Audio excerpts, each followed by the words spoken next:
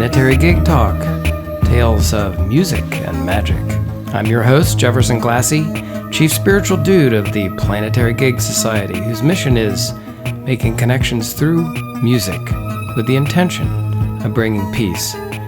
Today, here in Studio Sunday at the worldwide headquarters of the Planetary Gig Society, a great friend, guitar player, inspiration, Mr. Jeffree Heaton. Hey, Jeff, how's it going? Doing well, thank you. I really appreciate your being here. I met you through music nights and playing around at Tara's house, Tara's party, and I know your main squeeze, Mariana, from some things we were doing, and but I've always felt that we've had a real connection in some ways. It was sort of, like brother from another mother type of thing. Yeah, absolutely.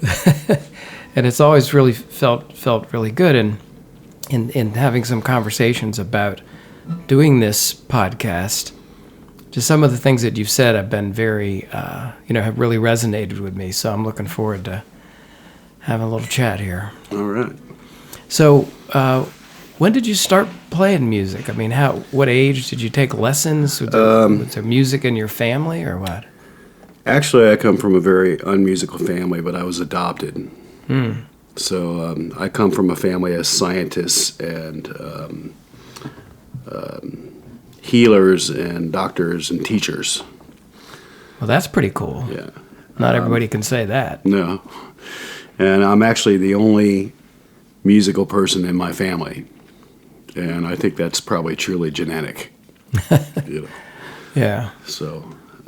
what's the first thing you remember about music? Do you have an early memory of music when you were a kid? I do. Back in the early 70s, I grew up in communes, and there was this commune in Catonsville, Maryland called Caton House. And my parents used to throw these big parties on Saturday nights, and all these musicians would come over.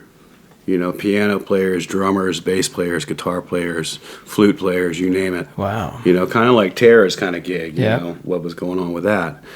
And, the kids would always get shuffled off early because this was the early 70s and, the early 70s, And, but I would first, our room was in the attic, my brother and I's room, and I would first start sitting at the top of the stairs listening to what was going on downstairs. Mm-hmm.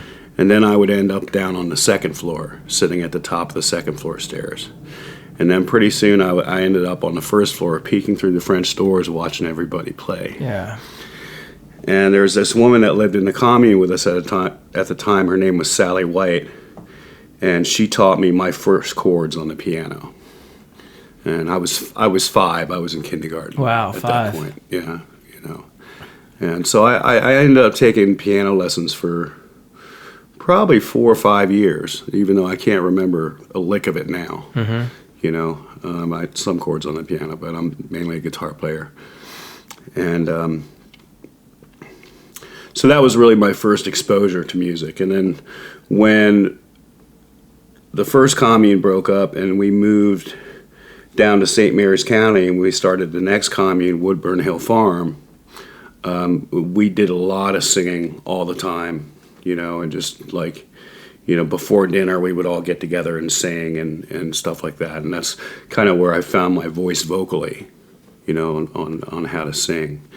It's really cool. I didn't have that, and I kind of wish that I did, but, no regrets. But it sounds just music was all around.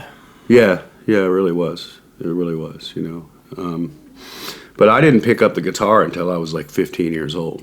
Mm-hmm. I had kind of dropped out of doing piano for, the majority of my misguided youth. And I didn't pick up a guitar until I left high school when I was like 15 and left home, Yeah. And that's when I knew I learned like 3 chords. And I started playing the streets of Baltimore City. Did you? Yeah. Wow. What kind of music did you play then? I was playing old Grateful Dead tunes and some James Taylor and A lot of 3-chord songs because I didn't really know much, so I played Good Love like 18 times a day because it was like different people walking by all the time, so it didn't matter, and I kind of taught myself how to play guitar that way. I just went out there and did it. Yeah. So why did you what was your sort of your inspiration for doing that, or why were you doing that at the time? You just wanted to get out and play? Playing the streets. Well, one, I needed to eat, and I've always had a love for music. I remember, being just a young child and actually picking out the notes of a song before they were played on the record. That I had this ability to really memorize, song structures and things like that, and it just kind of came naturally to me, and so it's always been in me, it's always been right there with me, and I wish I had a real gift for that, because the sequencing and the progressions I struggle with a little bit, coming at it late in life, but I guess when you're young, you just kind of roll with it. So how long did you do that, play around in Baltimore? I played around Baltimore and D.C. until around 1990, and then I moved out to Seattle and started playing in Seattle and Portland mostly, busking there as well. Wow, it's a great area. Yeah. Yeah. And that was right around the time of grunge, I went out there because I thought I was going to be this big grunge star, and it lasted about 2 minutes, I didn't make it there, doing that, but I did make a living. Yeah. Well, did your musical repertoire change a lot from Baltimore to the West Coast out there? I mean, different communities. Really. It did. It did change. I think mostly the way it changed was that I was, able to be around other players, because it seemed like, especially back then, it was a lot more open musically, Back, in the mid 90s, and the late 80s here in D.C. and in Baltimore City, busking was frowned upon. You would catch a lot of flack being out there on the street. You'd be treated like a beggar, and you would get a lot of abuse. Whereas as on the West Coast, it was much more widely accepted. So when I got out there, I was kind of brought into this community of musicians, which made me a better player. Yeah. And I'm still learning every day. Boy, about music, I mean, music is it's an infinite thing, If anybody comes up to you and tells you that they're a really hot guitar player, they're probably lying, because music is an infinite thing, and there's a never-ending learning about it. Even now, I learn things every day about music, and chord progressions and structure and scales and writing techniques, as far as lyrically goes, where I always felt that where I lack as a guitar player, I make up as a writer. And the guitar to me is a vehicle for me to get my thoughts out. And to vent,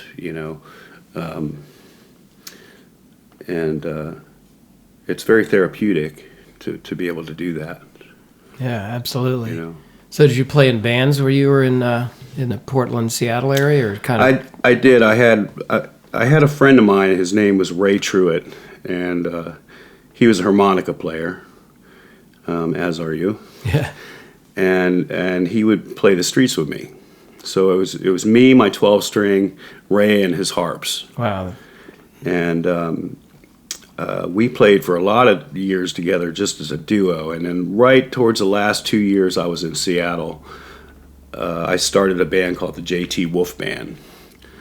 And it was me and Ray, and an electric fiddle player, and a drummer and a bass player. And we played some gigs. It wasn't real big, you know. We didn't really come to much, but it taught me a lot about the dynamics of a band. You know, and I really didn't really get into doing the band thing until I got to Alaska, and that's where everything really kind of came together for me. Yeah. Just one other question about when you were playing as a duo. What kind of music did you play there? Did you play the same kind of stuff, or more blues because of the harmonica? Or we were doing a lot of blues, a lot of kind of Allman Brothers-y type stuff. Yeah. You know, songs like "One Way Out" and "Midnight Rider," stuff like that. Kind of the simpler Allman Brothers stuff. A lot of Grateful Dead songs, you know, a lot of kind of 3-chord DCG kind of stuff, you know, where, you know, I could be doing GCD and he'd have a C harp and he'd just roll. Right. You know. Right. And that taught me a lot too about theory, because like, you know, playing with a harp player, you know, if I'm in E, the harp player's in A. Right. You know, if I'm in G, harp player's in C. I believe it's been a while, you know, but. So we had it down, you know, me and Ray, and it was real symbiotic between me and him. You know, I wouldn't have to think about what he was doing. Yeah. You know, I just do my thing, and I could actually go from one song to another, and he wouldn't miss a beat. You know, he was amazing. So you probably played hours and hours a day for years and years, didn't you? Yeah. Sure. Wow. Yeah. So then you moved up to Alaska. What was it the gold rush or something, Jeffrey? I don't know. No, I moved up to Alaska. I knew this banjo picker in Seattle, young kid, virtuoso. He was a really good player. He played guitar, banjo, mando, whatever. Yeah. And he went up to work a summer season at Denali National Park in '95. And he came back after his summer season. He's just like, man, you got to go. You know, you can get a band together up there and make $500 a night, you know, all night long, any night of the week, and just do it. So in '96, I went up there with my ex-wife and worked a summer season in Denali National Park. Nice. And that's where everything kind of came together. I met my drummer, James, and I met my guitar player, Tony, that same summer. And we were kicking it around a bit that summer, kind of open micing it, you know, around the park and Fairbanks and stuff. And James was actually playing harmonica at the time because he didn't have a kit. And at the end of the season, he was like, hey, man, I'm a drummer. I'm coming back next year. You know, let's do this. And I'm like, yeah, whatever, kid. I mean, he's like, he's younger than me, you know. I guess he's probably 37 or 38 now. 3 kids in the construction company. And so I just kind of blew it off, and then I re-upped for the next season, and I moved to Alaska that next season in '97. And I was in the park one night. It was early in the spring. I was on the maintenance team at the Denali Park Hotel, and all of a sudden I hear this truck rolling up the road. And the guy was just flying. He was pulling a trailer. And I was like, what the hell is going on out there? And I go out. James jumps out of the truck, opens up the trailer. He's got a full drum kit, PA system, the whole 9. Whoa, you ready to go now? And we were ready to go. And 22 years later, we still play together. Yeah, that's Loose Gravel. Loose Gravel. Loose Gravel. Yeah, so if you look up Loose Gravel Alaska on YouTube, you'll find us. And they're just an amazing group of guys, and their family, you know, to the bone. You know. Yeah. James's kids are both my godchildren. In fact, I got invitation for his oldest daughter's graduation from high school just yesterday. Nice. And you know, it's pretty amazing to see how far we've come musically, and I've been really lucky to play with some really amazing players up north. You know, the community, the Alaska community, musical community, is very diverse, and yeah, I've been lucky. I got lucky. Sounds magical, man. Yeah, It really does. Yeah. Cool. So you said it all came together. You had your band there. What was going on? We talked about the power of music in people's lives and how it can affect them and what they see in their own lives and everybody else's. What was going on? What did you perceive? How did it change your life? What was it about? A lot of the stuff I write about is about social change, and I've noticed that over the years that a lot of the things that I've written about over the years have come to fruition, and it's kind of a way for me to channel the spirit, and it's kind of a way for me to speak my mind and it's a way for me to pray. Makes sense. Yeah. And, like I said, before, music saved my life. Back in the late 80s and the early 90s, before I moved to Seattle, I went through a period of about a year and a half where I saw the inside of a lot of jail cells and a lot of psych units.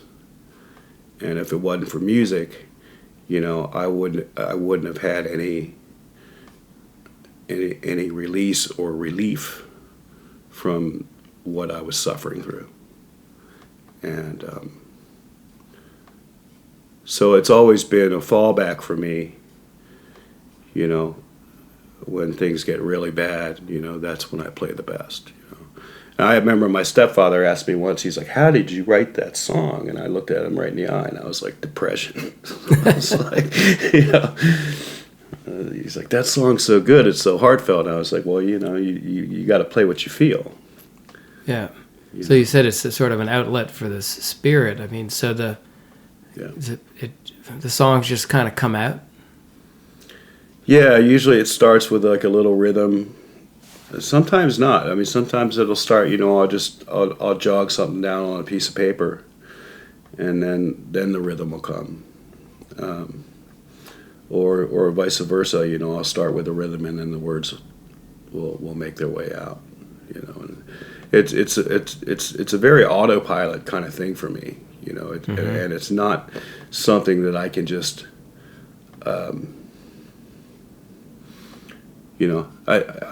I'm not the type of guy who sits down and says, okay, I'm going to write a song today. It's got to be a little more organic than that, and so I guess I just play when the spirit moves me more than anything else, and I write when the spirit moves me. And what do you talked about social change with your songs? Are there any topics that really are sort of at the forefront of that, and what you sort of your message, what you're trying to say? I guess my main message is that we just need to love each other, and if we don't figure it out, we're going to be in big trouble. Amen to that. And the things I see now are things that I sang about years ago. These are things that I've recorded with my band, and you can pick that stuff up on YouTube, And I'm fearfully optimistic about the human race. Well said, Jeffrey. Yeah, I feel the same way. It can be can be depressing. So you played 22 years with that band, mainly in Alaska, all in Alaska, I guess, did you? All in Alaska, yeah. Yeah. You play a lot of shows, bars, everywhere? A lot of shows, a lot of bars, a lot of festivals. I'll be going back this year, July 4th weekend, to do the Forest Fair Festival again this year.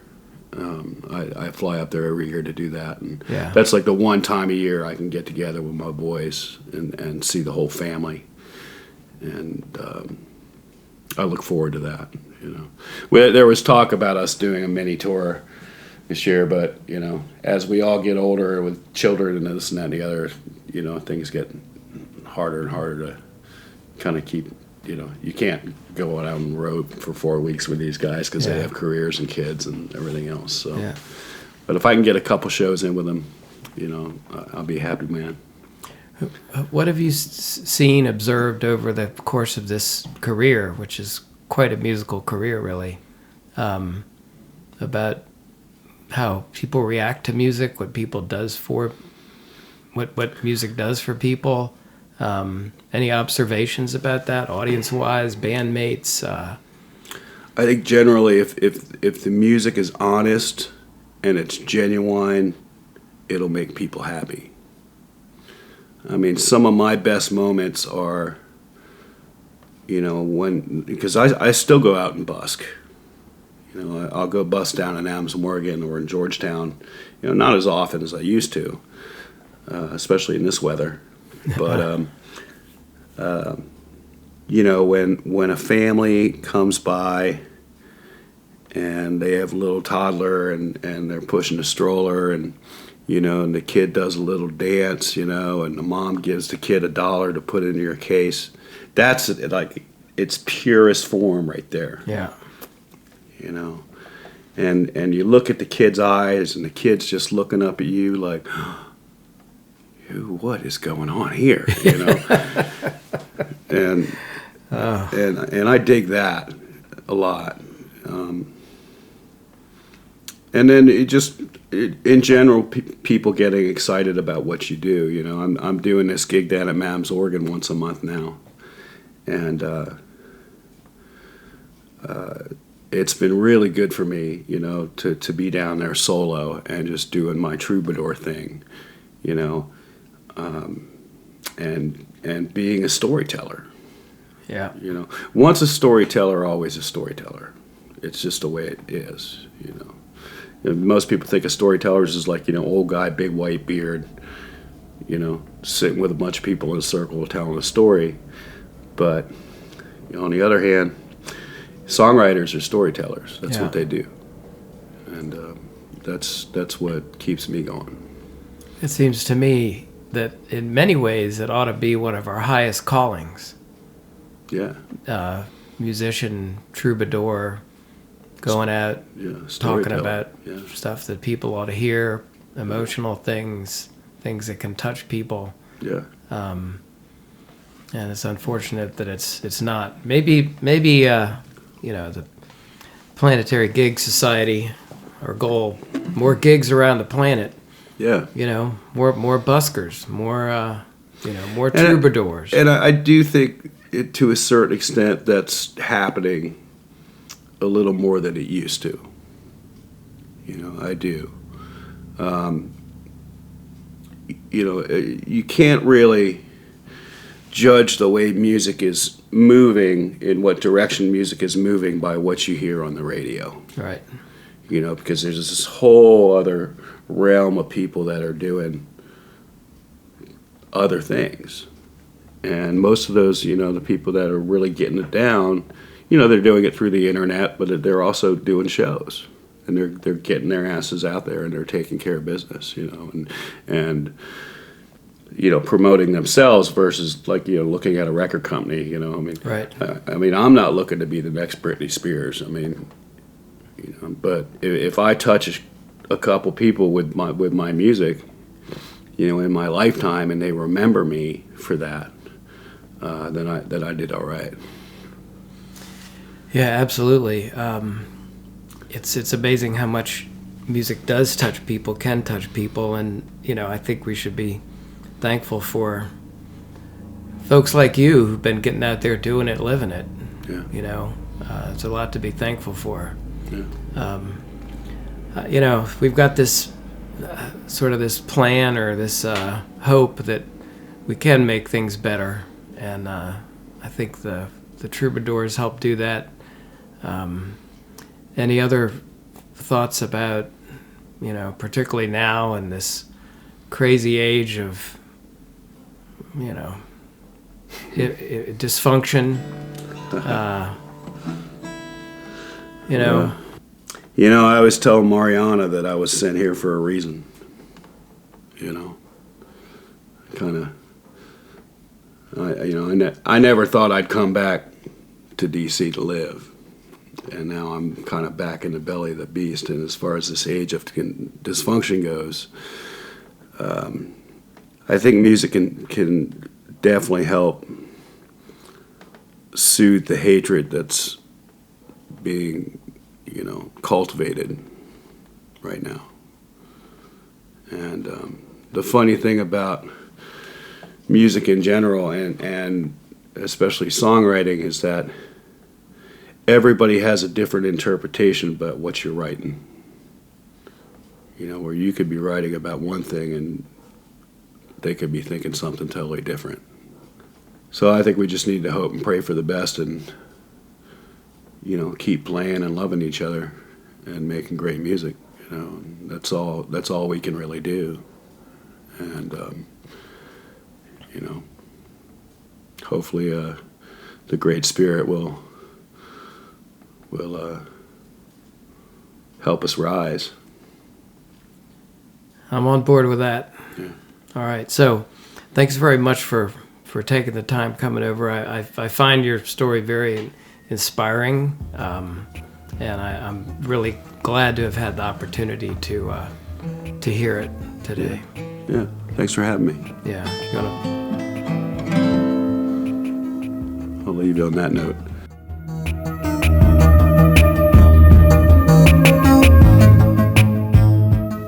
You've been listening to Planetary Gig Talk, Tales of Music and Magic. I'm your host, Jefferson Glassy, Chief Spiritual Dude of the Planetary Gig Society. We talk with musicians and others about the power of music and how we can use music to help create a better world. Please check out our website, www.planetarygigs.org, for information about some of the organizations promoting music and musicians, resources about the power of music, books, movies, articles, including new research on music and the brain. We welcome your support. The Planetary Gig Society is a Section 501c3 charitable organization, and you can donate on the website. You also can receive a free email signature block demonstrating your support for Planetary Gig Society. Please follow us on Twitter, Instagram, and Facebook at Planetary Gigs. And we want to thank fabulous musician and teacher Eric Weinberg of Little Eric Studios for the Planetary Gig Talk music titled Chill Kid, It's Saul. So please check out Planetary Gig Talk on iTunes, Google Play, and Stitcher. Subscribe and hear all the upcoming episodes. Thanks very much.